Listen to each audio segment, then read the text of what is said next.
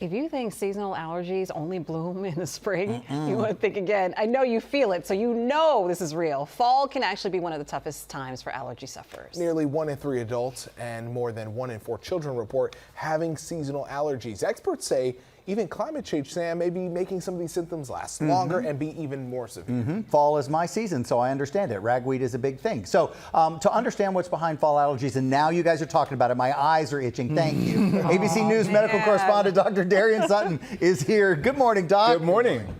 I'm excited to be here and talk about allergies because, like Sam, I also suffer from them. So many people think it's spring because the trees are out, the blooms push, the grass is coming up, but it's not just spring. It's not just spring, but to focus on spring, ragweed is one of the most common causes of allergies. It can travel miles by the wind, so it's important to understand, even if you don't think it's near you, tree pollen, and then we're moving indoors and we're closing our windows, so dust mites are often active, and that's what leads us to having these annoying symptoms that are often a nuisance in our day.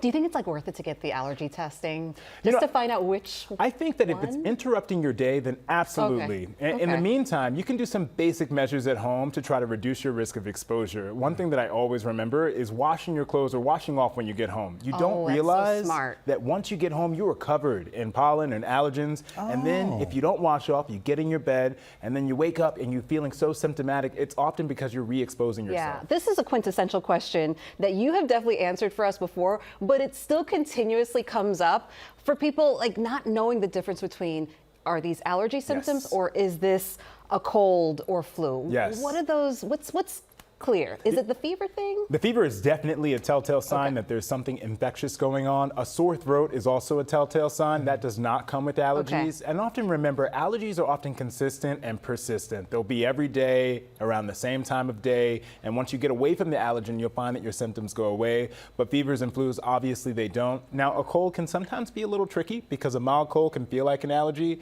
But again, if you're finding that you're taking a shower and doing nasal rinses, for example, and your symptoms are still persistent, that might be infectious. Have you been doing And then the flu, you know what that feels like, those body aches. What was that? But she was asking, have you been doing your nasal rinsing? No, but the throat scratch when you... Yeah, I know that throat scratch really well. And everyone hates you in your house. Yeah, in your hates, because you make that sound, and it's like, all I'm doing is scratching my throat. Yeah, absolutely. That's all you're doing. You did show us some of the things we can do at home, but I want to bring that list back up again. Absolutely. Tell us a little bit about some things we can do outside of the home as well. Yeah, so number one, when you get home, remembering that you can wash off, that reduces your risk of exposure, closing the windows. This is the time for fall cleaning. We talk about spring cleaning, but changing your filters, those HEPA, high efficiency particulate air filters, those are really helpful to reduce the risk of allergen. And then grabbing that mask. We all have them lying around in our house. When you're mowing the lawn, or if you find that you're doing yard work, that's when you're going to kick up a lot of pollen. Good idea. So protecting yourself and wearing a mask can be helpful to reduce your symptoms. All of these you should try at home, honestly. And if they are persistent, talking to a provider, thinking about getting allergy testing, and then I'd recommend avoid wasting your money in the grocery store, in the pharmacy aisle. A lot of these medications, unfortunately, studies show that they don't really change that outcome that much. Wait, really? Like the Zyrtex? The Zyrtex can be helpful, what's but the other one? oral decongestants I tend to lean away from. Many of my patients have blood pressure problems, and those oral decongestants can increase your blood pressure. Important to know about. Boy, they sure can. This is why you want a doctor's advice. And we have one. So lucky. Dr. Darien Sutton, thank you so much, because fall is that, I don't even know if it's considered secondary allergy season or just as important, but it is a biggie. It is. Thank you for having me. Of course, always.